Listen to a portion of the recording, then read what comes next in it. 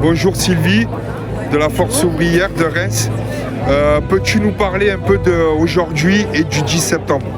Alors, sur le 10 septembre, c'est en train de se caler. Ouais. Aujourd'hui, on y est.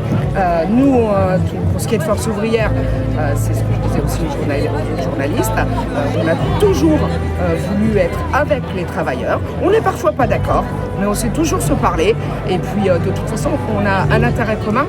C'est tout simplement lutter contre ces politiques de malheur qui veulent faire de nous soit de la chair à patron, soit de la chair à canon. Ok. Et pour aujourd'hui, Bayrou? Pour aujourd'hui, Bayrou, visiblement, il a filé à l'anglaise. Ouais. Ça, c'était couru. Il refuse de rencontrer les organisations syndicales.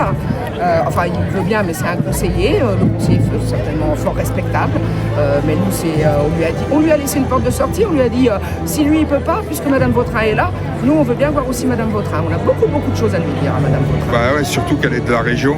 Elle est de la région, ouais. Elle a en charge la santé et avec ses déclarations au cœur de l'été, mais bien loin des travailleurs quand même, hein, Ouais. parce que visiblement ces gens-là, comme on dit, sont forts avec les faibles, faibles avec les forts, et là, ils ont bien compris qu'on était forts, nous les travailleurs aujourd'hui. On est en train de se regrouper, c'est une très bonne chose, on a toujours milité pour le rassemblement des travailleurs, et aujourd'hui, plus que jamais, parce qu'ils préparent largement la guerre, et parce que Exactement. la même Madame Vautrin a quand même envoyé une lettre aux agences Des de hôpitaux, santé, ouais. voilà, pour les préparer à la guerre pour mars 2026. Bah ouais, C'est ça. Ouais, c'est Et ça. voilà, donc ça, là, sincèrement, il faut commencer à le prendre très au sérieux.